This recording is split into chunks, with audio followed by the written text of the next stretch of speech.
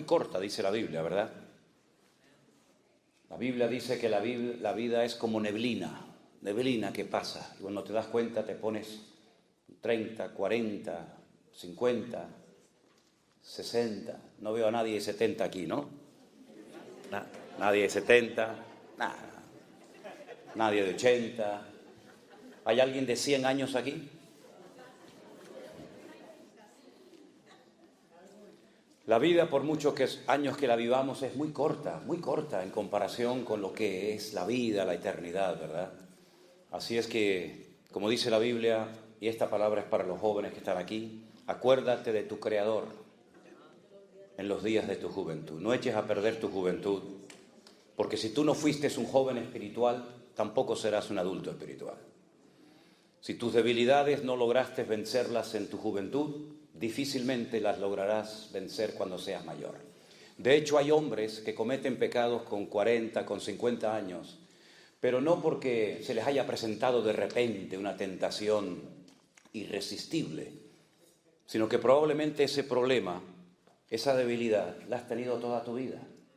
Y creíste que al casarte se solucionaba esa debilidad, y eso es añadir vestido nuevo en vestido viejo. Las tentaciones, la base para poder vencer toda tentación se pone ahora que eres joven. Si ahora no logras consagrarte al Señor, difícilmente cuando tengas 20 o 30 años más serás más espiritual. Por eso dice la Biblia, acuérdate de tu Creador antes de que vengan los días malos. Porque la juventud es muy bonita, ¿verdad? Pero es muy corta, es muy breve. Cuando te das cuenta dices, ¿dónde están aquellos años de 18, 20, 25 años? ¿Dónde están? Yo no los echo de menos para nada, créame sinceramente, no echo de menos para nada la época en la que fui joven, porque lo que he aprendido y el caminar con el Señor no lo cambiaría por 20 años o 30 años menos, en absoluto, en absoluto. Así es que aprovechen su tiempo, déjense de estar tonteando con chicos y con chicas que al fin y al cabo no son de la voluntad de Dios para tu vida.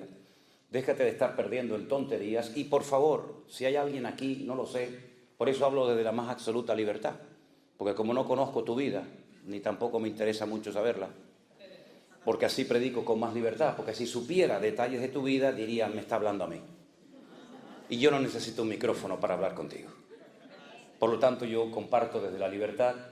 Si hay alguien aquí, chico o chica, joven o jovencita, que dice, bueno, yo me he enamorado o me pienso enamorar de una joven o de un joven no cristiano, pero yo lo voy a convertir. Yo lo voy a llevar a la iglesia. Por favor. ¿Y no será mejor conseguir a uno que ya está convertido? Y así no pierdes el tiempo a ver si se convierte, a ver si no se convierte, a ver si cree en la Biblia, a ver si no cree en la Biblia. ¿No será mejor que te busques a uno que ya es feliz y no un amargado que tú quieres hacerlo feliz? Hermana, ¿no será mejor casarte con un hombre hecho y derecho que casarte con un mequetrefe, con un infantil, que tú dices, no, yo lo voy a cambiar con el día de mañana? Pues búscate a uno ya hecho y derecho y no pierdas el tiempo, mija. Es verdad que en algunos casos algún chico se enamoró de una chica inconversa y lo logró llevar a la iglesia y se convirtió. Sí, es verdad. Yo conozco muchos casos. Bueno, no tantos. Pero sí conozco miles de casos de jóvenes que arruinaron sus vidas, incluso hasta su futuro ministerio, porque se precipitaron, se equivocaron y destrozaron su presente y su futuro. Y piensa que después vendrán los hijos. ¿Y después qué? ¿Los llevamos a la iglesia católica a misa o los llevamos a la escuela dominical con el papá y con los abuelos? ¿Qué hacemos? Por lo tanto, las decisiones importantes de la vida se suelen tomar ahora. Ahora es cuando ponemos la base de lo que va a ser tus próximos 20, 30 años. Por eso ora al Señor, busca. Mira, más vale llorar una semana. Se lo dije hace poco a una muchacha, creo que fue en Las Vegas. Le digo, mira, más vale llorar, en Miami. Más vale llorar una semana que llorar toda una vida. Yo conocí a una muchacha que un día llegó y me dijo si le podía firmar los documentos para ingresar en una escuela bíblica, porque sentía en su corazón que tenía que prepararse para servir al Señor. Y yo se los firmé y bueno, fue a un campamento de jóvenes cristianos y cuando regresó me dice, no voy a ir a estudiar a la escuela bíblica. Y le digo, ¿por qué?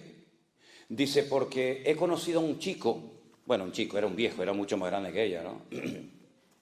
Y no voy a ir porque creo que este es el hombre de mi vida. Y le dije, la semana pasada me dijiste que Dios había puesto en tu corazón y que Dios te había llamado para que te prepararas y le sirvieras. Y en tan solo una semana Dios cambió de opinión y te puso en medio a un hombre que no es el hombre de tu vida y lo vas a ver. Bueno, no hubo manera de convencerla, se casó con él, fue la mujer más desgraciada del mundo. Los pocos años que duró con él fueron una tragedia, él le pegaba, él la humillaba, parecía cristiano, en la iglesia era un santo, en la casa era un demonio. Muy atractivo, muy alto, muy no sé qué. Esta chica, cuando la miraba a la cara, agachaba la cabeza porque sabía perfectamente que había destrozado su vida. Un día cuando fue a entrar a su carro, a su coche, al abrir así la puerta, ¡pum!, cayó muerta, fulminada en el suelo y ahí quedó su historia. ¿Qué necesidad tenemos de complicarnos la existencia? ¿Qué necesidad tenemos de sufrir toda una vida, verdad? Por haber tomado una decisión equivocada, con el hombre o con la mujer equivocada. Porque esto no es un contrato, esto es un pacto. Incluso como creyentes, seamos honestos, podemos tener incluso problemas en los matrimonios, ¿sí o no? Aún siendo los dos cristianos, aún siendo los dos hijos de Dios y aún yendo los dos a la misma iglesia. Imagínate tú uniéndote en yugo desigual. ¿Quieres convencer a Dios de que el que está equivocado es Él y no tú? ¿Quieres convencer a Dios de eso? Ya desde la antigüedad el Señor le venía enseñando de muchas maneras diferentes al pueblo de Israel que hay cosas en la vida que separadas funcionan, pero como las juntes, como las quieras mezclar, las arruinas. Miren, por ejemplo, la sal y el azúcar. Todos tenemos en casa un bote, un frasco con sal y otro con azúcar. Y por separado funcionan perfectamente. A mí me gusta tanto la sal como el azúcar. La sal es mal para la tensión, sí, pero yo tengo la tensión siempre por el suelo. Mi tensión siempre está por abajo de lo normal. Y mis pulsaciones son, en las noches llego a 38, 40 pulsaciones y durante el día no paso de 54, 55. Es así, toda mi vida ha sido así. Por lo tanto puedo comer toda la sal que me dé la gana. Y azúcar, vas a ser diabético. Un día comí 5 pasteles y me hicieron la prueba del azúcar y no tenía ni el mínimo. Así que puedo comer todos los pasteles que me dé la gana. Una maravilla, ¿no? Pero si usted junta en un mismo frasco azúcar y sal, lo estropea. Lo echas a perder. ¿Para qué sirve? Para nada. Para nada. Por eso el Señor en el Antiguo Testamento le decía a la gente, mira, cuando usted siembre su campo, a los agricultores, ¿verdad? No es como, por ejemplo, no sé aquí en Estados Unidos, pero por ejemplo en España, cuando alguien siembra maíz, entre planta y planta de maíz, por el centro siembra, por ejemplo, papas. Y así aprovecha, ¿no? Eso estaba prohibido en la Biblia. Usted está inutilizando la tierra. Los minerales que extrae la papa o el maíz son diferentes y al final le estás arruinando la tierra. Y por eso incluso hasta la tierra tenía que descansar cada 7 años. No se podían mezclar cosechas, no se podían hacer injertos, no se podía vestir una persona, hombre o mujer, con 2 tipos de materiales diferentes. No te podías vestir con un pantalón de lino y una camisa de lana o un jersey de cualquier otro material. Tenía que ser todo igual, de arriba abajo, vestido de lana o de algodón o de poliéster, pero no se podían hacer mezclas. Cuando ibas a arar el campo no se podía coger el yugo, ¿verdad? Ese trozo de madera y ponerlo sobre un buey y al mismo tiempo sobre un mulo o sobre un camello. Dice, no puedes unir yugos desiguales. Y todo eso el Señor los fue enseñando a lo largo de la historia para enseñarnos que hay cosas que mejor no las mezcles. Y Pablo dice, no se puede mezclar luz con tinieblas, porque no son compatibles. Y no sé por qué, pero usted sabe perfectamente, esto lo saben hasta los ateos, hasta los que no creen en Dios, que si usted tiene un saco de, pongamos de papas, hoy me dio por las papas, mañana hablaré de otra cosa. Si usted tiene un saco de papas y tiene una sola podrida, ¿por qué las 99 sanas no sanan, no cambian a la enferma? No funciona así, no sé por qué. La podrida, aunque sea una sola dentro de 100, termina echando a perder a todas las demás. ¿Qué más quieres que te diga el Señor? ¿Quieres seguir peleando con el Señor tratando de demostrarle a Él que se equivocó? Dios no se ha equivocado jamás. Amén, hermanos. Nunca. Los hombres en la Biblia, muchos de ellos se equivocaron muchas veces. Miren, por ejemplo, a Abraham. Cuando el Señor le dice a Abraham, vas a ser padre de multitudes. Es un hombre mayor, su esposa es mayor, es estéril, no han tenido nunca hijos, pero el Señor le hizo una promesa en contra de toda posibilidad humana.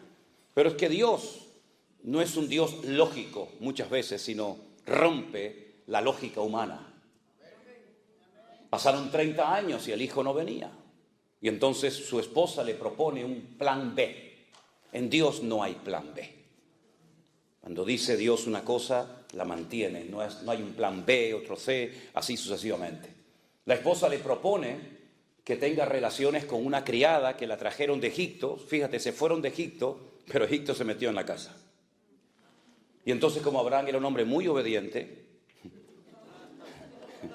le dijo a su esposa, sí, mi amor, lo que tú digas. Y mantuvo relaciones con Agar. Se casó con el enemigo. Apostó por el caballo perdedor. Nació un hijo, Ismael. Abraham estaba loco con su hijo, pero Dios le dijo, este no es el plan que yo te dije a ti. Yo te dije a ti que ibas a ser padre con tu legítima esposa y no con esto que no sé de dónde lo han sacado ustedes. Hasta el día de hoy, créanme, hasta el día de hoy seguimos teniendo problemas por aquella mala decisión que tomó Abraham en la antigüedad. Hasta el día de hoy el mundo está de rodillas y más que estará. Porque los descendientes de este Pere Adán, como lo llaman en hebreo, no Adán Pere, no hombre salvaje, sino salvaje hombre, que estará contra todos y todos contra él, hasta el día de hoy las naciones de la tierra, incluida esta nación también, se tienen que postrar ante rodillas ante esta gente por una mala decisión del patriarca Abraham. ¿Te das cuenta? Un gran hombre de Dios, el padre de la fe, el amigo de Dios, se precipitó, tomó una decisión equivocada y repito, hasta el día de hoy estamos viviendo el mundo las consecuencias de una mala decisión. ¿Te das cuenta? David se equivocó, se enamoró, se encaprichó de la mujer equivocada. Mira que tenía todas las que él quisiera, aunque no estaba permitido, pero bueno. Se enamoró de una mujer casada, miró por la ventana, sacó los prismáticos y no había quien lo moviera de ahí arriba. Le dicen, es casada esta mujer. No puedes robarle la única esposa que tiene, uno de tus hombres más fieles. Pero él no hizo caso, él hizo un abuso de su autoridad como rey. Él abusó de su poder como monarca y la manda a llamar, mantiene relaciones con ellas y todos conocemos la historia. El que sea rey no significa que podía hacer lo que le daba la gana. El que seas pastor no significa que puedes hacer lo que te dé la gana. Hay unas normas, hay unas fronteras espirituales, hay unos principios que tenemos que respetar. Y David se los saltó todos. Y durante un año aparentemente nadie se había dado cuenta, o si se habían dado cuenta, nadie se atrevía a decirle al rey, rey, ¿qué ha hecho usted? Betsabé era mujer de Urías, de uno de tus guardas personales. Un hombre que ha librado 1000 batallas, un hombre que se ha jugado la vida por ti y por el reino. Y no solamente esto, sino que viendo que la había dejado embarazada y su marido estaba en el campo de batalla, y ya me dirás a mí cómo se va a quedar embarazada una mujer cuando el marido está a 1000 kilómetros de la casa, por telepatía, ¿no? Pues, David dice, bueno, no hay problema, lo eliminamos. Como dice el refrán, matando al perro, matamos la rabia. Mató a Urías, se frotó las manos y dijo, wow, a disfrutar de la vida. Me salí con la mía, me salió el plan redondo. Le robé la mujer, maté al marido, me la llevo a mi casa y aquí no ha pasado nada. Al año, lo que pasó desapercibido ante los ojos de Dios, de los hombres aparentemente, no pasó desapercibido ante los ojos del Señor. Y el profeta Natán llegó y le dijo, tú eres ese hombre, después de aquella historia, ¿verdad?, que todos conocemos. ¿Te das cuenta cómo tarde o temprano la vida te va a pasar la factura? ¿Y qué necesidad tienes de pagar lo que tú no rompiste o lo que sí rompiste? Por eso piensa bien lo que vas a hacer, lo que estás haciendo con tu vida. Porque repito, más vale llorar una semana, un mes, que llorar toda tu vida. Hay mujeres, hay hombres que han quedado tocados para toda su vida por una mala decisión. Créeme, es así. Han quedado heridos, han quedado lastimados con su herida abierta y después de años todavía aún no se han logrado recuperar.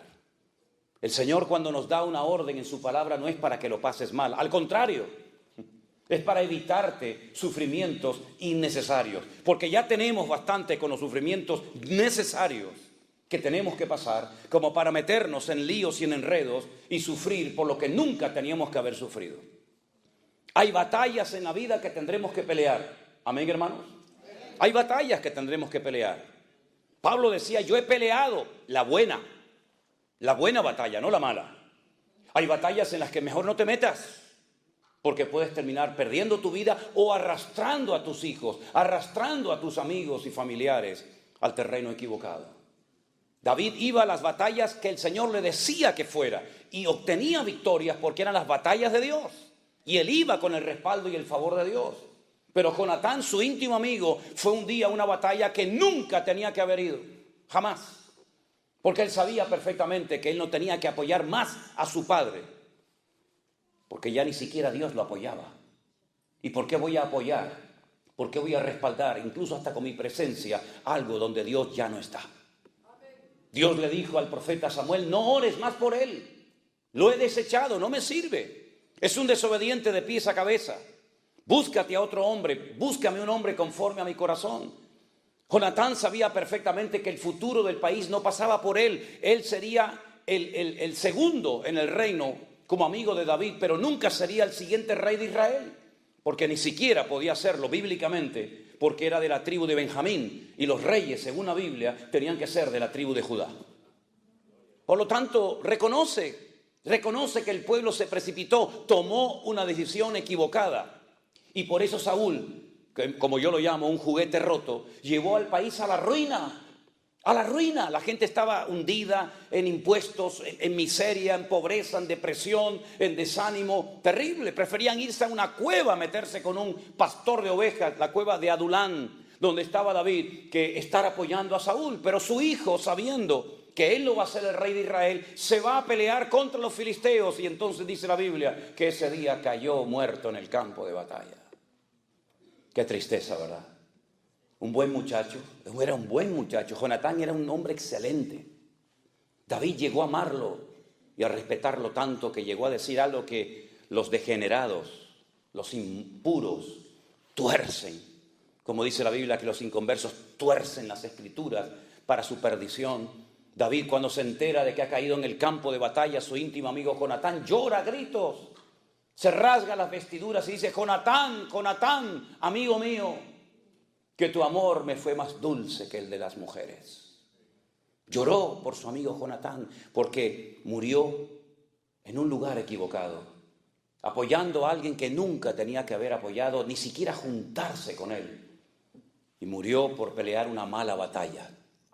Pero David nunca cayó en el campo de batalla porque peleaba las buenas batallas donde Dios le decía que tenía que estar. ¿Qué batallas tú estás librando como hombre?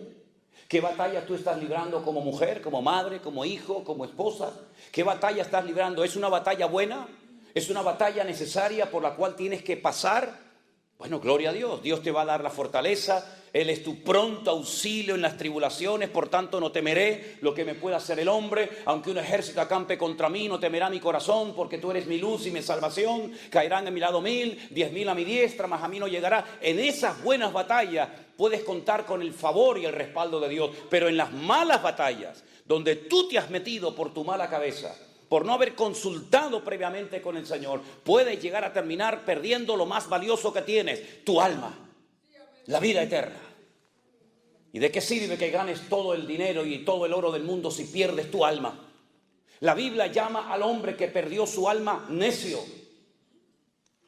Porque es un necio una persona que hipoteca su vida espiritual por una noche de placer. Es un necio una persona que cree que por pecar esa noche y salir con la suya e incluso llevarle la contraria a Dios sabiendo que está desobedeciendo al Señor, va a ser bendecido. Jamás el desobediente será bendecido por Dios. Nunca, nunca. El desobediente, dice la Biblia, que Dios lo compara con un espiritista. Una persona que consulta los espíritus Entra en el mundo tenebroso de las tinieblas para manipularlo y ponérsela a su favor. Dice, la desobediencia es como pecado de adivinación.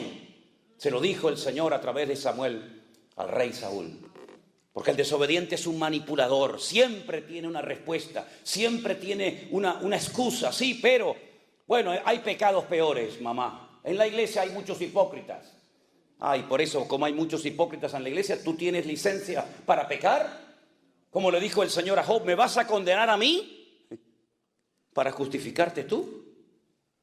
Claro que hay pecados peores que los que podemos cometer en la vida, pero tú no tienes que rendirle cuentas por nadie delante de Dios, sino cuidar tu vida, porque solamente tienes una. Y lo más importante de la vida, ¿sabes lo que es? La vida. Eso es lo más importante, la vida que tienes. Aprovéchala y viértela en las cosas del Señor antes de que vengan los días malos, dice la palabra de Dios, y no tengas en ellos contentamiento. Y en vez de haber muerto en paz diciendo como aquel gran varón de Dios, he peleado la buena batalla. Aleluya. He acabado la carrera. He guardado la fe. Terminar tus días amargado, frustrado, solo, ¿verdad? ¿Qué necesidad tienes de hipotecar tu futuro? Porque ahora tal vez no estás poniendo a Dios en primer lugar en tu vida. Dios no es un añadido más. Tengo esto y también tengo a Dios. No. Dios tiene que ser el centro de nuestras vidas.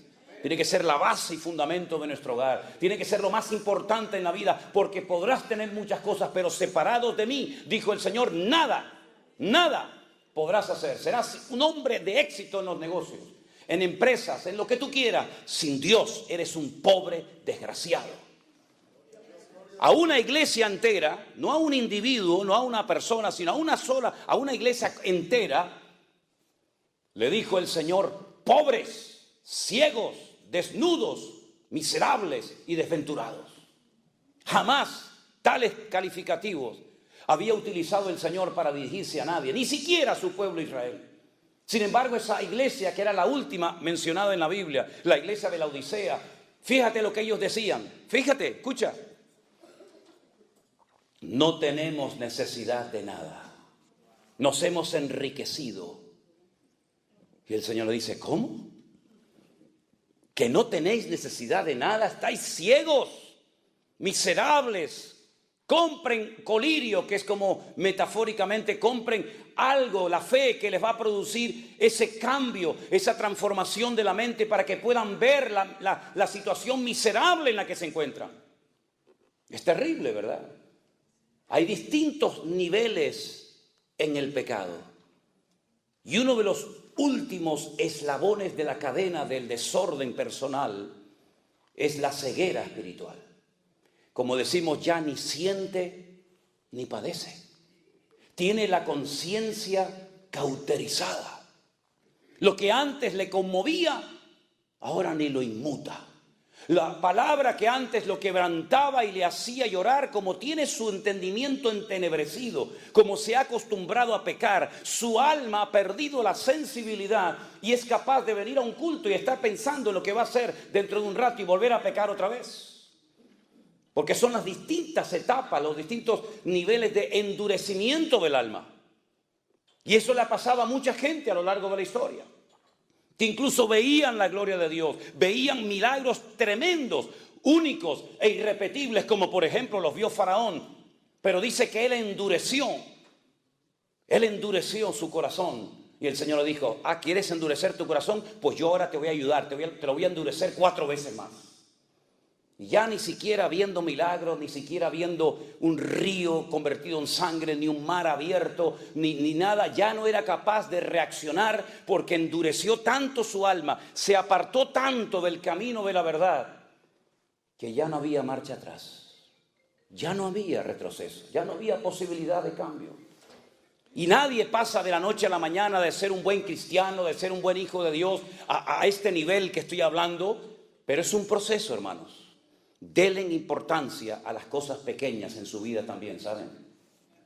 Denle importancia. ¿Saben estos árboles gigantes que ustedes tienen por aquí, por California, estas secoyas? En una ocasión se cayó una de ellas, apareció tumbada en el camino. Y la gente dijo, ¿qué ha pasado con este árbol milenario? Este árbol que ha sido el orgullo de toda esta comarca. Y la gente venía de todas partes del mundo a sacarse fotografías. Ayer no hubo tormentas, no hubo un viento huracanado, no hubieron rayos, relámpagos, sino, ¿qué pasó? La gente se preguntaba. Bueno, vinieron unos expertos y extrajeron trozos de madera de su interior. Y cuando los analizaron en el laboratorio, llegaron a la siguiente conclusión. El árbol por fuera parecía muy lindo, pero el árbol por dentro estaba podrido. Las termitas habían hecho su trabajo y lo habían comido y comido y comido y comido. No se veía el problema interno que tenía. Por fuera era todo fachada y apariencia, hasta que una mañana cayó. Guarda tu corazón, porque de él fluye la vida. Guarda tus ojos, y si te son tropiezo, arráncatelos. Mejor es entrar sin ojos al reino de Dios que bajar al infierno con tus dos ojos viendo perfectamente. Guarda tu mente, guarda tus manos, guarda tus pies. Haz pacto con tus ojos. Y si te dominan, cósetelos. Pero no permitas que con tu mirada, con tu boca, con tus oídos, con tu corazón, peques contra tu Dios, el cual te anhela celosamente. Y si tienes problemas con esto, con el dinero, cósete los bolsillos. Dile a tu esposa, cóseme el bolsillo. Porque no sé si esto era para el Señor o era el del bolsillo derecho. Creo que era este, no estoy seguro si era este. Si tienes problemas a la hora de administrarte, cósete los bolsillos. Y pídele al Señor que te enseñe a ser un sabio y obediente administrador de los recursos que Dios te ha dado antes de que te los quite y se los dé a otro más fiel que tú. Hermanos, ustedes ya no son niños en Cristo, llevan años escuchando palabra. No le estoy hablando a un grupito de niños de la escuela dominical que hay que enseñarles lo que es un versículo, un capítulo. Le estoy hablando supuestamente, se sobreentiende, a personas que ya tienen un nivel de conocimiento, de madurez. Ya algunos de ustedes llevan años en una, dos o tres o 20 iglesias. Tal vez incluso algunos de ustedes estuvieron sirviendo al Señor en la alabanza, en la predicación, en la enseñanza como misioneros, no lo sé. Pero hermanos, cuando uno ya lleva tiempo en el Señor, es tiempo de que uno demuestre, no con palabras, sino con acciones, que verdaderamente hemos madurado y crecido en Cristo Jesús. Y se nos tiene que exigir más a los que somos maduros en Cristo que a los que recién empiezan. Pero saben a veces lo que he visto, terrible, que a veces los nuevos, los que empiezan, le dan ejemplo a los viejos. Son más puntuales, son más consagrados, puedes contar con ellos para todos, ¿verdad? Y eso no debe ser así. La Biblia dice, Pablo le habla a los Corintios, 1 Corintios 13, cuando yo era niño, ¿qué hacía? Hablaba como un niño, pensaba como un niño, vivía como un niño, me comportaba como un niño, mas cuando ya fui hombre, dejé lo que era de niño. ¿Qué eres tú hoy? ¿Te hablo como un niño o como un hombre? Dime, ¿cómo quieres que te trate y cómo quieres que te ministre? ¿Como niño? Pablo dijo, cuando fui a vosotros no pude hablaros como espirituales. No pude, quería pero no podía. Porque aún sois niños carnales, inmaduros. ¿Y en qué se basaba Pablo para llamarles niños carnales? Dice, no sois niños y andáis como hombres, habiendo entre vosotros celos y disensiones, y diciendo yo soy de Pablo y yo soy de Apolo. ¿Eso es una señal de madurez? ¿Eso es una señal de madurez? Por eso os tuve que dar leche, porque no erais ni sois capaces todavía. Pues habiendo entre vosotros celos, iras y contienda, no sois carnales y andáis como los hombres. Pero ojo, eso lo dice Pablo en el capítulo 3 de 1 Corintios. Pero si usted lee 1 Corintios capítulo 1, Pablo dice, hermanos, doy gracias al Señor de que nada os falta en ningún don. Nada. La única iglesia de toda la cristiandad que podía presumir, entre comillas, de tener todos los dones dentro de la congregación, todos. Y Pablo menciona en 1 Corintios 12, 9 dones. No son los únicos. Hay otra lista en Romanos 12, que usted tiene que leerla también. Pero en 1 Corintios él menciona 9 dones, clasificados en 3 grupos diferentes. Dones de poder, dones de expresión, dones de revelación. Ningún don falta en la iglesia de Corinto. Capítulo 1. Capítulo 3. Niños, inmaduros, carnales. Y uno dice, pero ¿cómo es posible que esta gente que estaba hace 10 minutos hablando en lenguas y profetizando y haciendo cosas tremendas, sea capaz, la misma gente, en un momento, de comportarse como niños y como carnales? ¿Es que acaso no nos puede pasar eso a nosotros hoy en día, hermanos? Menos mal que nosotros no vivimos en la época bíblica. Menos mal. Porque a lo mejor en vez de hablar de que David se asomó a la ventana y miró a la vecina y la codició, a lo mejor hubiera salido mi nombre en ese capítulo. Menos mal que yo no estaba la noche que Jesús dijo, hay uno de vosotros que me va a entregar. Y también le dijo a uno de ellos, y antes de que el gallo cante 3 veces tú me negarás. Menos mal que yo no estaba esa noche en esa habitación. Porque a lo mejor en vez de hablar de Pedro, hubiera salido mi nombre diciéndose, yo no conozco a este hombre, no lo conozco, no sé quién es. Menos mal que nosotros no nacimos en aquella época. Porque la Biblia habla de Demas, la Biblia habla de Alejandro, la Biblia habla de Pedro que negó al Señor, la Biblia habla del pecado de David, la Biblia habla de tantos pecados de hombres, pero ¿por qué no estábamos nosotros allí? Porque si hubiéramos estado nosotros allí, amigo, otro gallo cantaría. Capaz que en vez del nombre de ellos, sería nuestro. ¿No crees? Ese hombre Pedro que caminó por encima de las aguas, que con su sombra en la iglesia primitiva, dice que cuando caía su sombra sobre los enfermos, muchos de ellos eran sanados. Ese mismo hombre, cuando el Señor en el norte de Israel, donde tú estuviste, Jeremías, en Banias, en Cesarea de Filipo, pregunta al Señor, ¿quién dicen los hombres que soy yo?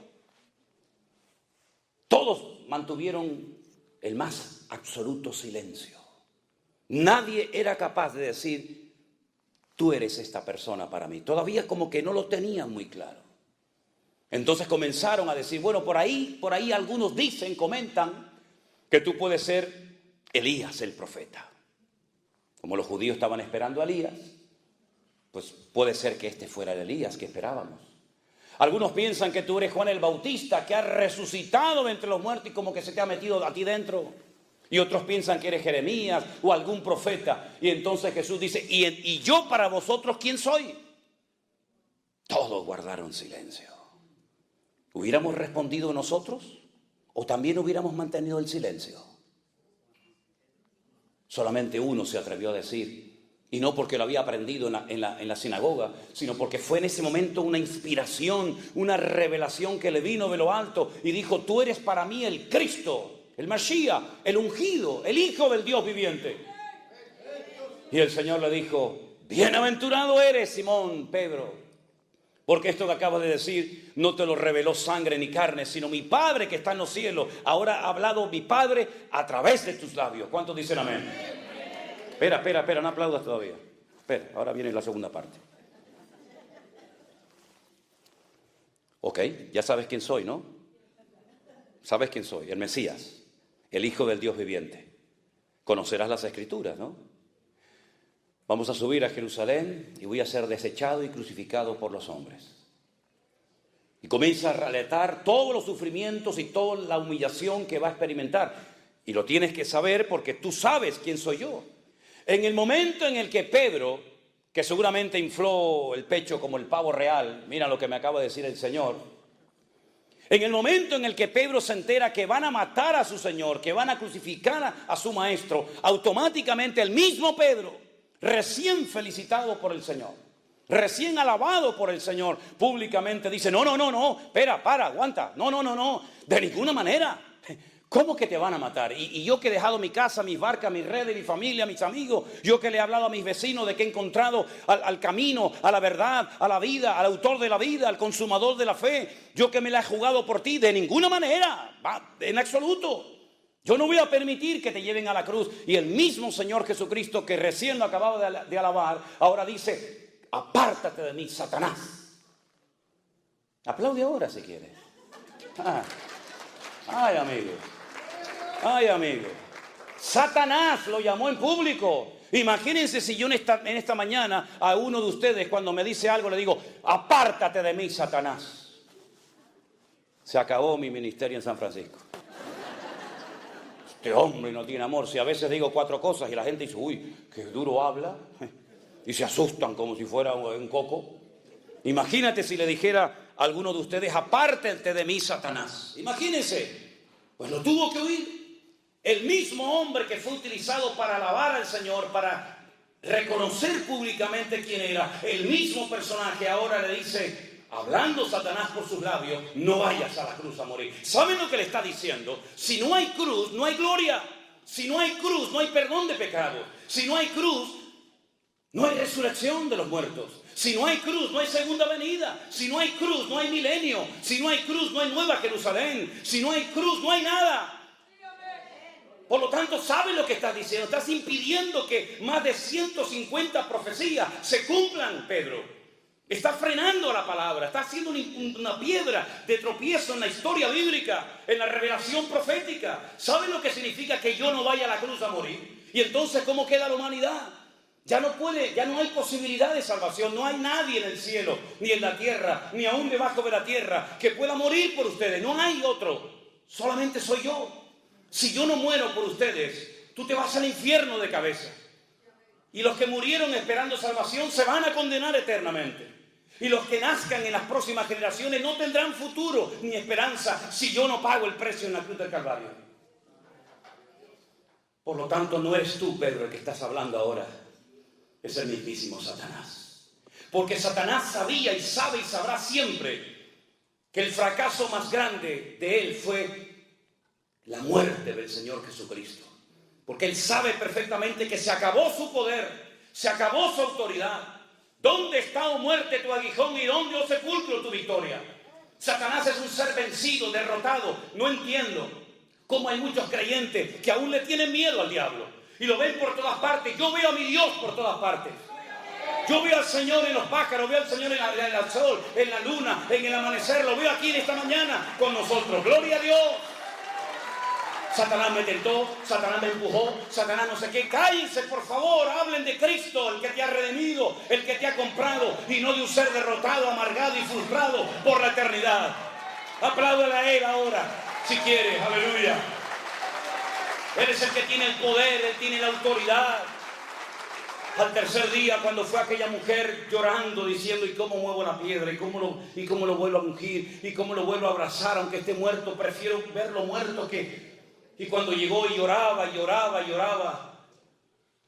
alguien le dijo, no busques entre los muertos, no llores más, ya se acabaron las lágrimas, No busques entre los muertos al que vive, porque ha resucitado de los muertos. Y cuando vamos a Jerusalén, uno de los lugares tal vez más importantes que visitamos es sin lugar a dudas, ¿verdad? La tumba vacía. Nunca me olvidaré cuando una hermana me dice, pastor, ¿y qué venimos a ver aquí? Digo, aquí, nada. Aquí, nada.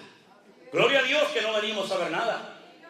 Porque por ahí están los famosos enterrados y la gente va en peregrinación a ver sus tumbas y a ponerle flores. Gloria a Dios que no hay tumba llena del cuerpo de los huesos de Jesús, sino que Él venció a la muerte y demostró que era lo que dijo Pedro, tú eres el Cristo, el Hijo del Dios viviente. ¡Aleluya! Él está vivo. Por lo tanto, mis queridos hermanos, pensemos lo que vamos a hacer con nuestras vidas. Lo he dicho muchas veces cuando yo oí esto por primera vez en mi vida. Y oí a aquel hombre, aquel predicador que decía, Él murió por ti, Él resucitó al tercer día. Yo decía, Dios mío, si esto es verdad, si lo que este hombre está diciendo es verdad, yo se lo tengo que contar a todo el mundo. ¿O es que acaso meten todos los días a un señor, después de haberlo humillado, maltratado y crucificado en un sepulcro, y a las 72 horas sale caminando como si nada? Eso no ha pasado nunca en la historia, jamás. Es decir, que ni los romanos, ni Pilato, ni Herodes, ni Anás, ni Caifás, ni el infierno, ni nadie pudo detener que él saliera de la tumba. Yo decía, Dios mío, si lo que este hombre está diciendo es verdad, se lo voy a contar a todos mis amigos, se lo voy a contar a todos mis familiares, hasta a mis enemigos se lo voy a contar. Porque esto es el mensaje más grande que jamás en la vida un ser humano puede contar. No hay ningún mensaje político, ningún mensaje de ninguna índole que se pueda comparar con este mensaje. Y por eso, al poco tiempo, el Señor me llamó a su obra. Y por más de 41 años, lo único que he hecho en mi vida es hablar y predicar de Él, porque Él es el único que puede cambiar las vidas, romper las cadenas, cambiar las circunstancias, unir a los matrimonios, transformar a las personas destrozadas por el diablo. ¿Por qué? Porque ahora el poder y las llaves las tiene Él. Por eso le dijo a Juan en la isla de Patmos: yo ore, Juan, tranquilo, no te preocupes, yo sé que te doy miedo porque nunca me has visto así. Con los ojos como llama de fuego, con los cabellos blancos como la lana y con una voz como si fuera estruendo de muchas aguas. Yo sé que has caído a mis pies como muerto, pero no tengas miedo, Juan, no te preocupes. Yo soy el primero y el último, el que estuve muerto, mas he aquí que vivo por los siglos de los siglos, amén. Y tengo las llaves de la muerte y del Hades. Y el que tiene las llaves es el que tiene el poder y la autoridad. Y yo soy el que tengo la autoridad arriba en el cielo, abajo en la tierra y aún debajo de la tierra. Yo tengo autoridad, yo tengo poder porque he vencido al diablo y a sus demonios. Y esa autoridad no se la llevó el Señor a la gloria. El Señor nos dio esa autoridad a ti y a mí como cristianos. Por eso dice la Biblia en Marcos: id por todo el mundo y predicad el evangelio a toda criatura. El que creyere y fuere bautizado será salvo, mas el que no creyere será condenado. Por eso dice la Biblia: en mi nombre echarán fuera demonios, en mi nombre hablarán nuevas lenguas, en mi nombre pondrán las manos sobre los enfermos y sanarán. Porque no es un nombre de un cadáver, no es un nombre de un muerto, no es un nombre de un santo, de una virgen, de un párroco, de un papa. Es el nombre sobre todo nombre.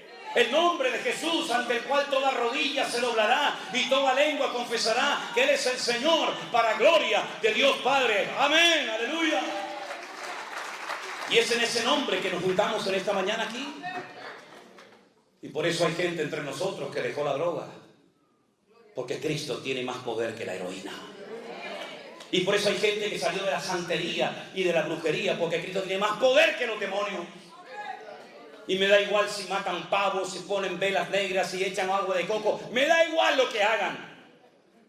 El que controla y tiene las llaves no es el santero y el brujo de la esquina, que cuando le llama a la gente para: dígame por favor si mi marido va a venir, dígame si está con otra, tráigamelo por favor y dígame si voy a ser feliz. Le dice: ¿y cómo se llama usted? Hágame el favor, caballero, usted me va a arreglar la vida y no sabe ni cómo me llamo. Empecemos por ahí. Dígame cómo me llamo. Dígame el número de mi pasaporte. Dígame el número de zapatos que uso. Dígame el número de zapatos y de pantalones y de calzoncillos que uso. Dígamelo. Dígame qué comí la semana pasada. Dígame cómo duermo. Dígame qué es lo primero que hago al acostarme, al levantarme. Dígamelo. Cuénteme de los detalles de mi vida. Y después comenzaré a abrir mi corazón a contarte a ti mi vida. Me tienes que preguntar: ¿estás casado o soltero? ¿A ti qué te importa si estoy casado o soltero? ¿De qué signo eres? Míralo ahí, tú que tienes tanto poder, míralo ahí, a ver de cuál soy. Sin embargo, al Señor no le tienes que decir nada. Porque cuando Él vio a aquel hombre, le dijo: chicos, escuchen bien, vengan para acá. Este es un verdadero israelita. Y le dice: ¿y cómo sabes? Dice: yo te vi a ti cuando estabas debajo de la higuera, muchacho. Y le dijo: Dios mío, dice, no te asustes. A partir de ahora verás más cosas más grandes que esa. El Señor sabe cómo eras en el vientre de tu madre y sabía si ibas a ser varón o hembra, porque no hay otro más que varón o hembra, ¿eh? No hay otra cosa, hay varón y hembra. No hay más. No hay más. Aunque los degenerados digan que hay 37 sexos diferentes, mentira. No hay más, hay varón y hembra. Así dice la Biblia que Dios los creó. Es que soy una mujer y cuerpo de hombre. Tú lo que eres un tarado, que no es lo mismo. Un enfermo, que necesitas ayuda urgente, hijo. Falta una identidad tremenda, ¿verdad? Al Señor no tenemos que contarle nuestros secretos, porque Él dice que Dios nos entretejió en el vientre de nuestra madre. Y aún antes de nacer Él sabía que tú hoy ibas a estar en este lugar. Y te capacitó para que fueras una persona que viviera siempre como cabeza y no como cola. arrastrándote por la vida, sino de victoria en victoria, de gloria en gloria, de triunfo en triunfo y de bendición en bendición. Ese es nuestro Dios. Vendrán luchas y dificultades, da igual, mayor es el que está en mí que el que viene contra mí. Pablo decía, les voy a dar una lista de todo lo que yo he superado en la vida. Mira, ángeles, principados, potestades, lo presente, lo porvenir, lo alto, lo bajo, lo presente, lo futuro. Ninguna de estas cosas jamás nos podrá separar del amor de Dios que es en Cristo Jesús, Señor nuestro. Antes bien, en todas estas cosas somos más que vencedores. Hemos sido creados por Dios con amor, con mimo, con cariño. Aprende a respetarte, hombre. Aprende a valorarte. Dios te hizo así como tú eres.